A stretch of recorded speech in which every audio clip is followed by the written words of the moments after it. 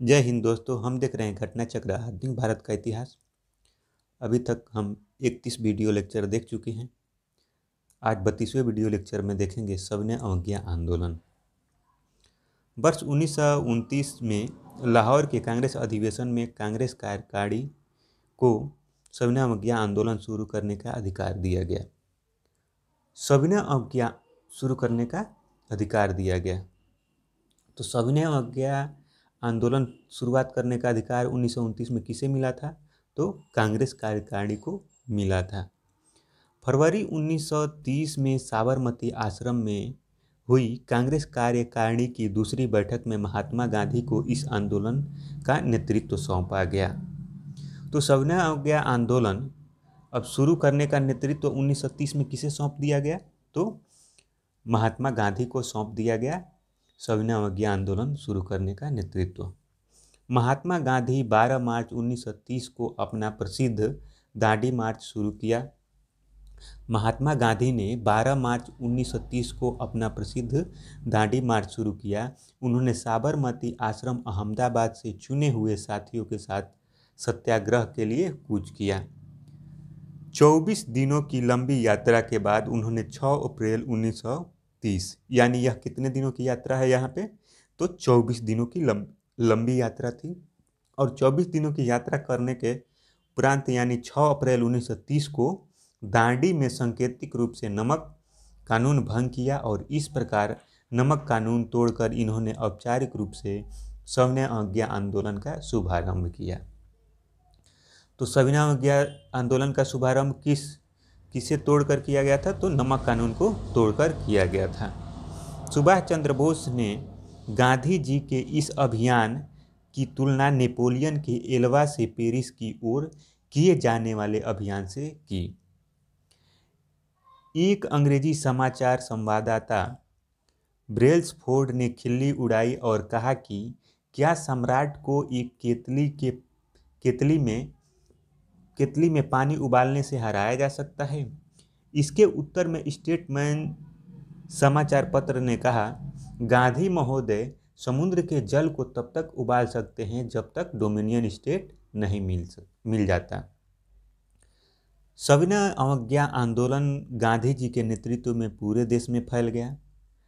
वर्तमान तमिलनाडु के नागापट्टिनम जिले के वेदारण्यम समुद्र तट पर गांधीवादी नेता सी राजगोपालाचारी ने तिरुचिरापल्ली से वेदारण्यम तक 5 अप्रैल 1930 को महात्मा गांधी अपने नमक सत्याग्रह के तहत दांडी ग्राम पहुंचे। उन्होंने दांडी से आए सभी देशी व विदेशी पत्रकारों को संबोधित करते हुए कहा कि शक्ति के विरुद्ध अधिकार की इस लड़ाई में मैं विश्व की सहानुभूति चाहता हूं। सविनय अवज्ञा आंदोलन के दौरान धर्सना नामक गोदाम पर कांग्रेस कार्यकर्ताओं के धावे से पूर्व महात्मा गांधी को मई 1930 में गिरफ्तार कर यरवदा जेल भेज दिया गया। गांधी जी को कब गिरफ्तार कर लिया गया? तो 5 मई 1930 को गिरफ्तार कर यरवदा जेल भेज दिया गया। उसके स्थान पर अब्बास तैयब जी आंदोलन के नेता हुए। तो उसके उपरांत कौन नेता बने? तो अब्बास तैयब जी इस आंदोलन के नेता हुए। उनकी भी गिरफ्तारी के बाद श्रीमती सरोजिनी नायडू को 21 मई 1930 को धर्सना नामक गोदाम पर धावे का नेतृत्व किया। इस लोमहर्षक घटना का विवरण अमेरिकी पत्रकार वेब मिलर ने प्रस्तुत किया। उत्तर पश्चिम सीमा प्रांत में खान अब्दुल गफ्फार खां के नेतृत्व में खुदाई खिदमतगार नामक स्वयंसेवक संगठन स्थापित किया गया। तो खुदाई खिदमतगार नामक स्वयंसेवी संगठन की स्थापना किसने की? तो खान अब्दुल गफ्फार खां ने की। इन्हें लाल कुर्ती के नाम से जाना जाता है। लाल कुर्ती संगठन ने पठानों की राष्ट्रीय एकता का नारा बुलंद किया और अंग्रेजों से स्वतंत्रता के लिए ब्रिटिश उपनिवेशवाद के विरुद्ध आंदोलन संगठित किया तथा श्रमजीवियों की हालत में सुधार की मांग की। उत्तर पश्चिम सीमांत प्रांत में मुसलमानों ने खान अब्दुल गफ्फार खां के नेतृत्व में सविनय अवज्ञा आंदोलन में एक महत्वपूर्ण भूमिका निभाई। सविनय अवज्ञा आंदोलन के दौरान पेशावर में गढ़वाल राइफल रेजिमेंट्स के सिपाहियों ने चंद्र सिंह गढ़वाली के नेतृत्व में निहत्थी भीड़ पर गोली चलाने से इनकार कर दिया। सविनय अवज्ञा आंदोलन के दौरान मणिपुर की जनजातियों ने सक्रिय भागीदारी दिखाई। यहाँ पर आंदोलन का नेतृत्व नागा जनजाति की महिला रानी गैदीनल्यू ने किया। तो मणिपुर में आंदोलन का नेतृत्व किसने किया था? तो नागा जनजाति की महिला थी रानी गैदीनल्यू। इसे जिया तरंग आंदोलन कहा जाता है। इसे किस आंदोलन के नाम से जाना जाता है? तो जिया तरंग आंदोलन के नाम से जाना जाता है। दिसंबर 1930 में सविनय अवज्ञा आंदोलन के दौरान उत्तरी बिहार के सारण जिले में चौकीदारी टैक्स का विरोध प्रदर्शन हुआ और प्रदर्शनकारियों ने दमन चक्र की परवाह नहीं की। तो चौकीदारी टैक्स का विरोध कहाँ पर किया गया था? तो बिहार के सारण जिले में किया गया था। सविनय अवज्ञा आंदोलन की असफलता के बाद गांधी जी ने रचनात्मक कार्यक्रम को महत्व दिया। जब सविनय अवज्ञा असफल हो गया उसके बाद गांधी जी रचनात्मक कार्यों को महत्व दिया। अक्टूबर 1934 में गांधी जी ने अपना पूरा समय हरिजनोत्थान में लगाने के लिए सक्रिय राजनीति से स्वयं को हटाने का निश्चय किया। सितंबर 1932 में गांधी जी ने हरिजन कल्याण हेतु अखिल भारतीय छुआछूत विरोधी लीग की स्थापना की तथा वर्ष 1933 में हरिजन नामक साप्ताहिक पत्र का प्रकाशन किया। प्रश्न संख्या 1 है, किस कांग्रेस सत्र में कार्यकारी कमेटी को सविनय अवज्ञा आंदोलन प्रारंभ करने का अधिकार दिया गया था? तो लाहौर सत्र में। वर्ष 1929 में लाहौर कांग्रेस अधिवेशन में कांग्रेस कार्यकारिणी को सविनय अवज्ञा आंदोलन शुरू करने का अधिकार दिया गया। फरवरी 1930 में साबरमती आश्रम में हुई कांग्रेस कार्यकारिणी की दूसरी बैठक में महात्मा गांधी को इस आंदोलन का नेतृत्व सौंपा गया। प्रश्न संख्या 2 है यहाँ पे, दांडी यात्रा के साथ निम्नलिखित में से क्या प्रारंभ हुआ? तो सविनय अवज्ञा आंदोलन। महात्मा गांधी ने 12 मार्च 1930 को अपना प्रसिद्ध दांडी मार्च शुरू किया। उन्होंने साबरमती आश्रम से चुने हुए साथियों के साथ सत्याग्रह के लिए कूच किया। 24 दिनों की लंबी यात्रा के बाद उन्होंने 6 अप्रैल 1930 को दांडी में सांकेतिक रूप से नमक कानून भंग किया और इस प्रकार नमक कानून तोड़कर उन्होंने औपचारिक रूप से सविनय अवज्ञा आंदोलन का शुभारंभ किया। सविनय अवज्ञा आंदोलन गांधी जी के नेतृत्व में पूरे देश में फैल गया। तमिलनाडु में गांधीवादी नेता सी राजगोपालाचारी ने तिरुचिरापल्ली से वेदारण्यम तक यात्रा की। प्रश्न संख्या 3 है यहाँ पे, 6 अप्रैल 1930 की तिथि भारत के इतिहास में अच्छी तरह जानी जाती है क्योंकि यह संबंधित है। तो ये संबंधित है महात्मा गांधी के दांडी यात्रा से। अगला प्रश्न है, दांडी यात्रा की गई थी। दांडी यात्रा की गई, कब की गई? 1930 में की गई। सविनय अवज्ञा आंदोलन के रूप में गांधी जी ने दांडी मार्च प्रारंभ किया था। तो गांधी जी ने दांडी मार्च 12 मार्च 1930 से प्रारंभ किया। गांधी जी ने दांडी यात्रा प्रारंभ की थी तो साबरमती से प्रारंभ किया गया था दांडी यात्रा। अगला प्रश्न है, महात्मा गांधी ने दांडी यात्रा किस आश्रम से प्रारंभ किया था? तो साबरमती आश्रम से दांडी यात्रा प्रारंभ किया गया था। प्रश्न संख्या 8 है, वर्ष 1930 में महात्मा गांधी ने सविनय अवज्ञा आंदोलन कहाँ से प्रारंभ किया? तो दांडी से किया था। प्रारंभिक उत्तर कुंजी में बिहार लोक सेवा आयोग ने इस प्रश्न का उत्तर डी साबरमती माना, जो गलत है। अगला प्रश्न देखते हैं, निम्नलिखित प्रांतों में से किस प्रांत के सत्याग्रहियों की संख्या महात्मा गांधी के दांडी कूच में सर्वाधिक थी? तो गुजरात प्रांत से। मार्च 1930 को महात्मा गांधी ने दांडी गुजरात में समुद्र तट पर नमक कानून का उल्लंघन करके सविनय अवज्ञा आंदोलन प्रारंभ करने के उद्देश्य से अपने साबरमती आश्रम अहमदाबाद से चुने हुए साथियों के साथ सत्याग्रह के लिए कूच किया। भारत सरकार के संस्कृति मंत्रालय की वेबसाइट पर महात्मा गांधी को समर्पित गांधी हेरिटेज पोर्टल पर सभी सत्याग्रहियों की नाम सूची नाम सहित उपलब्ध है। इस सूची के अनुसार राज्य के सत्याग्रहियों की संख्या निम्नानुसार है। जहां से 1 या 2 सत्याग्रही शामिल हुए उनके भी नाम हम उल्लिखित कर रहे हैं। वेबसाइट पर पूरे नाम देखे जा सकते हैं। गुजरात से 32 थे, महाराष्ट्र से 13, उत्तर प्रदेश से 8, कच्छ से 6, केरल से 4, पंजाब से 3, राजपूताना से 3, बॉम्बे से 2, दाऊद भाई हरिलाल महिमतुरा सिंध से 1, आनंद हिंगोरानी नेपाल से 2, महावीर गिरी और खड़ग बहादुर सिंह गिरी तमिलनाडु से 1, तपन नायर आंध्र प्रदेश से 1, सुब्रमण्यम उत्कल से 1, मोती बासदास कर्नाटक से 1, महादेव मार्तंड बिहार से 1, गिरवरधारी चौधरी और बंगाल से 1, दुर्गेश चंद्र दास। प्रश्न संख्या 10 है, गांधी जी के नमक सत्याग्रह का उद्देश्य क्या था? तो यहाँ एकाधिकार कानून को, नमक कानून को निरस्त करना और पूर्ण स्वराज्य का मांग करने के लिए सहयोग आंदोलन चलाना। तो यहाँ उपयुक्त में से 1 से अधिक हो जाएगा। गांधी जी द्वारा प्रारंभ किए गए नमक सत्याग्रह का उद्देश्य नमक कानून निर्माण और सरकारी एकाधिकार वाले कानून को निरस्त करना और पूर्ण स्वराज के लिए सविनय अवज्ञा आंदोलन चलाना, आम लोगों के लिए आर्थिक राहत आदि। अगला प्रश्न है यहाँ पे कि निम्नलिखित में से किसने गांधी जी के नमक आंदोलन में भाग लिया था? तो यहाँ पे उपयुक्त में से सभी ने भाग लिया था। सरोजिनी नायडू, राजकुमारी अमृता कौर, कमला देवी चट्टोपाध्याय।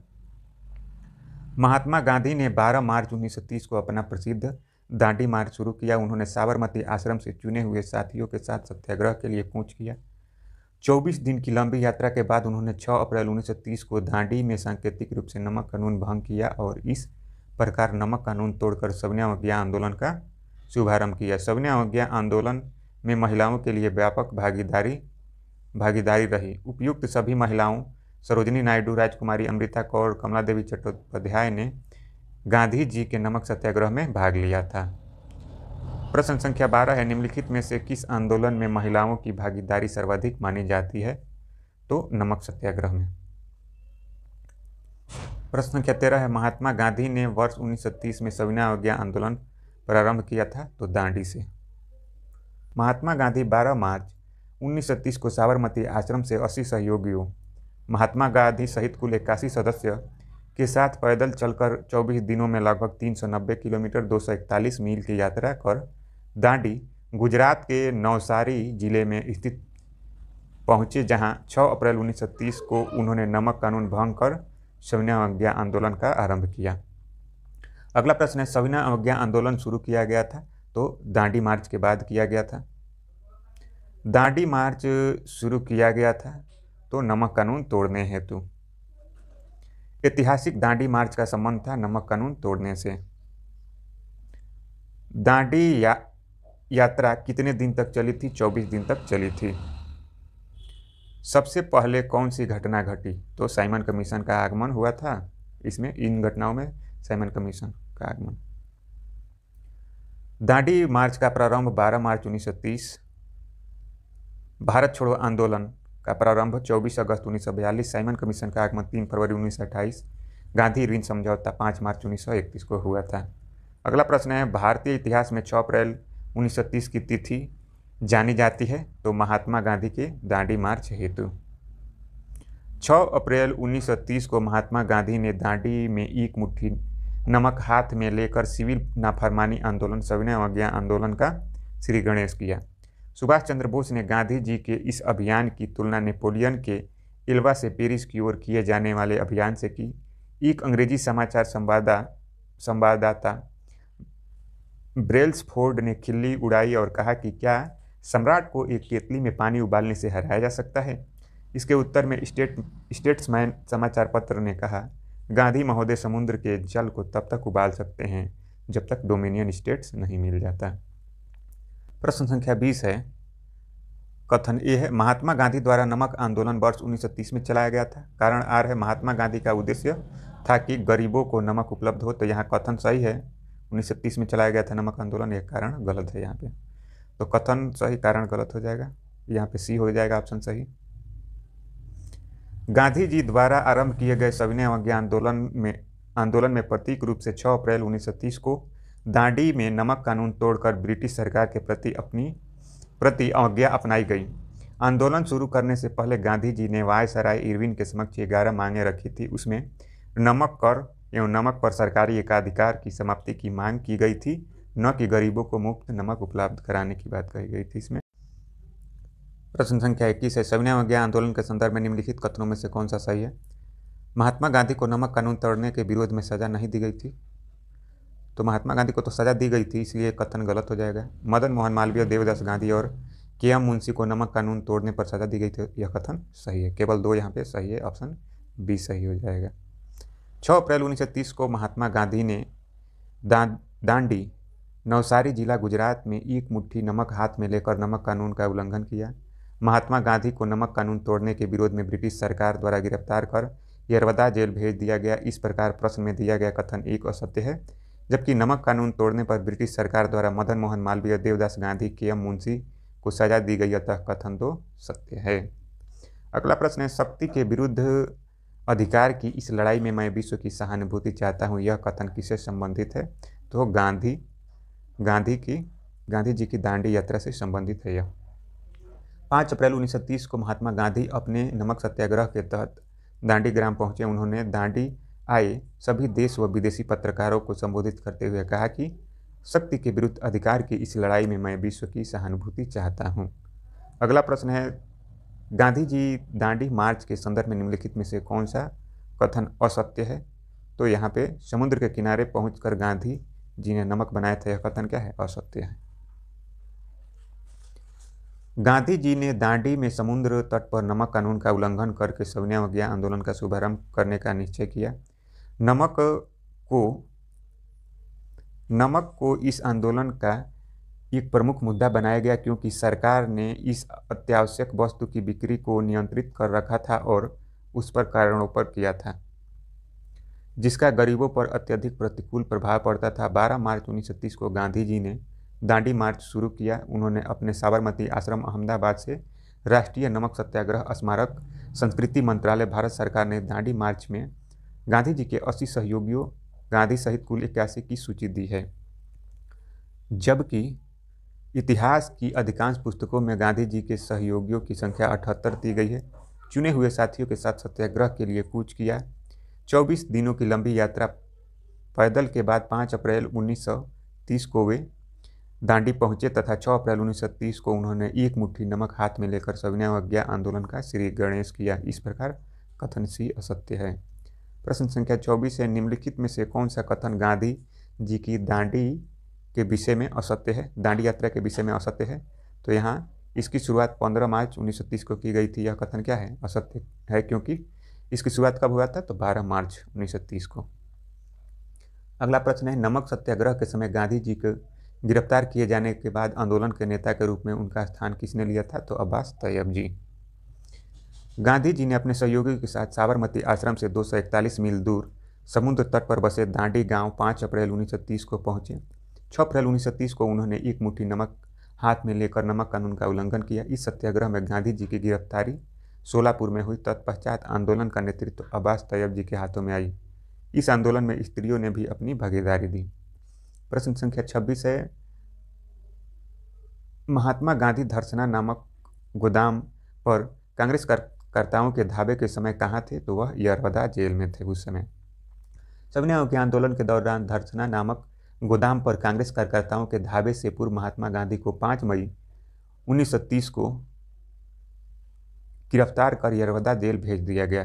उसके स्थान पर अब्बास तैयब जी आंदोलन के नेता हुए।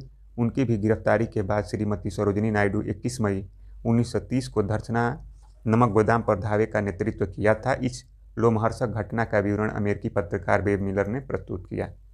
अगला प्रश्न है, आचार्य विनोबा भावे किस आंदोलन में भाग लेने के लिए प्रथम बार गिरफ्तार हुए थे? तो सविनय अवज्ञा आंदोलन में। आचार्य विनोबा भावे गांधी जी के निकट सहयोगी में से थे। गांधी जी द्वारा संचालित विभिन्न आंदोलनों में उन्होंने भाग लिया। वर्ष 1930 में वे सविनय अवज्ञा आंदोलन में भाग लेने के दौरान प्रथम बार गिरफ्तार हुए। अगला प्रश्न है, गांधी जी ने जिस विदेशी पत्रकार को दांडी मार्च के समय अपने साबरमती आश्रम में ठहराया था, तो वह बेब मिलर था। बेब मिलर एक अमेरिकी पत्रकार था जिसे गांधी जी ने दांडी मार्च के समय अपने साबरमती आश्रम में ठहराया था। धर्सना की विभत्स पुलिस ज्यादतियों का उल्लेख करते हुए उसने लिखा, संवाददाता के रूप में मैंने पिछले 18 वर्ष में असंख्य नागरिक विद्रोह देखे हैं। दंगे गली कूचों में मार काट एवं विद्रोह देखे, लेकिन धर्सना जैसा भयानक दृश्य मैंने अपने जीवन में कभी नहीं देखा। अगला प्रश्न है, उस विदेशी पत्रकार का नाम बताइए जिसने धर्सना साल्ट वर्क्स पर सत्याग्रह के बारे में समाचार दिए थे। तो यह वेब मिलर था। प्रश्न संख्या 30 है, निम्नलिखित में से कौन दांडी मार्च में महात्मा गांधी के साथ था। तो वेब मिलर।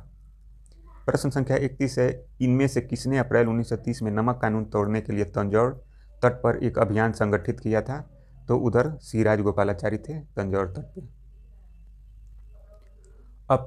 6 अप्रैल 1930 को गांधी जी ने गुजरात के दांडी तट पर नमक बनाकर नमक कानून का उल्लंघन किया।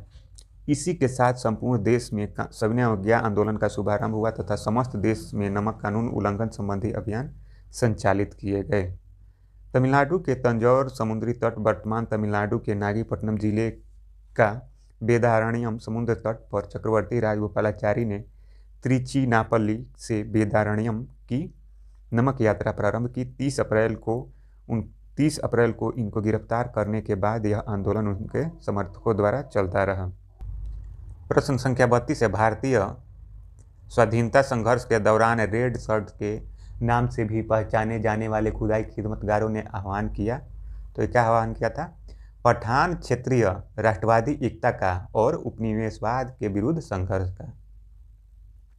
उत्तर पश्चिम सीमांत प्रांत में खान अब्दुल गफ्फार खां के नेतृत्व में खुदाई खिदमतगार नामक स्वयंसेवी संगठन स्थापित किया गया था। इन्हें लाल कुर्ती के नाम से जाना जाता था। लाल कुर्ती संगठन ने पठानों की राष्ट्रीय एकता का नारा बुलंद किया और अंग्रेजों से स्वतंत्रता के लिए ब्रिटिश उपनिवेशवाद के विरुद्ध आंदोलन संगठित किया तथा श्रमजीवियों की हालत में सुधार की मांग की। ध्यातव्य है कि जब अन्य प्रांतों में मुसलमान स्वयं को सत्याग्रह आंदोलन से अलग रख रहे थे, उत्तर पश्चिम सीमांत प्रांत के मुसलमानों ने खान अब्दुल गफ्फार खां के नेतृत्व में सविनय अवज्ञा आंदोलन में एक महत्वपूर्ण भूमिका निभाई। प्रश्न संख्या 33 है, लाल कुर्ती दल संगठित किया गया था। तो अंग्रेजों को निकालने के लिए संगठित किया गया था। अगला प्रश्न है कि लाल कुर्ती आंदोलन के नेता थे। तो खान अब्दुल गफ्फार खां लाल कुर्ती दल के आंदोलन के नेता थे। वर्ष 1929 में खुदाई खिदमतगार को किसने संगठित किया था? तो खान अब्दुल गफ्फार खां। प्रश्न संख्या 36 है, गढ़वाल रेजिमेंट के सैनिकों ने प्रदर्शनकारियों पर गोली चलाने से इनकार कर दिया था किस आंदोलन के दौरान? सविनय अवज्ञा आंदोलन में। सविनय अवज्ञा आंदोलन के दौरान पेशावर में गढ़वाल राइफल रेजिमेंट के सिपाहियों ने वीर चंद्र सिंह गढ़वाली के नेतृत्व में निहत्थी भीड़ पर गोली चलाने से इनकार कर दिया था। दातव्य है कि इस इलाके में खान अब्दुल गफ्फार खां वर्षों से सक्रिय थे और उनके द्वारा जनता में किए गए काम की वजह से अहिंसक क्रांतिकारियों के बहादुर जत्थे यानी खुदाई खिदमतगार के दल तैयार हुए थे। ये लोग लाल कुर्ती के नाम से जाने जाते थे। सविनय अवज्ञा आंदोलन में इनकी भूमिका काफ़ी सक्रिय थी। प्रश्न संख्या 37 है, 1930 में अंग्रेज सरकार के विरुद्ध प्रसिद्ध पेशावर कांड के नायक कौन था? तो वीरचंद्र सिंह गढ़वाली। अगला प्रश्न है,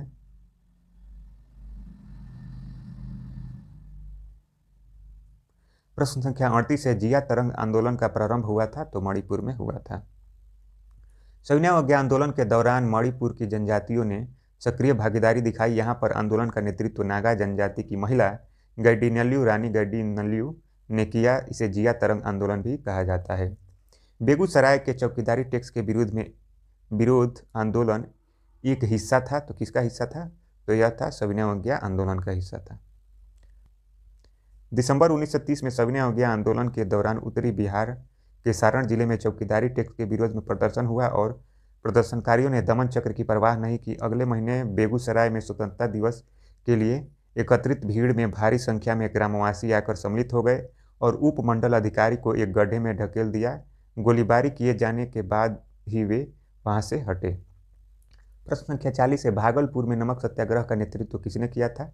तो महादेवलाल सराफ ने किया था। प्रश्नगत विकल्पों में भागलपुर में नमक सत्याग्रह का नेतृत्व महादेवलाल सराफ द्वारा किया गया था, जो भारतीय राष्ट्रीय कांग्रेस के प्रतिबद्ध सदस्य थे। प्रश्न संख्या 41 है, नमक सत्याग्रह के दौरान बिहार के लोगों ने नमक बनाने के साथ सरकार के विरुद्ध किस कर का विरोध किया था? तो इन्होंने किया था चौकीदारी टैक्स। यहाँ पे उपयुक्त में से कोई नहीं हो जाएगा।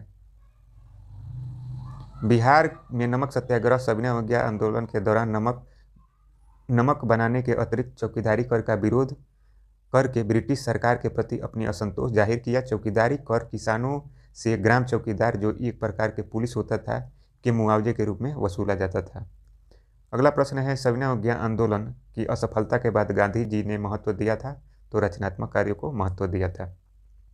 सविनय अवज्ञा आंदोलन की असफलता के बाद गांधी जी ने रचनात्मक कार्यक्रम को महत्व दिया। अक्टूबर 1934 में गांधी जी ने अपना पूरा समय हरिजनोत्थान में लगाने के लिए सक्रिय राजनीति से स्वयं को हटाने का निश्चय किया। सितंबर 1932 में गांधी जी ने हरिजन कल्याण हेतु अखिल भारतीय छुआछूत विरोधी लीग की स्थापना की तथा वर्ष 1933 में हरिजन नामक समाचार पत्र का प्रकाशन किया था।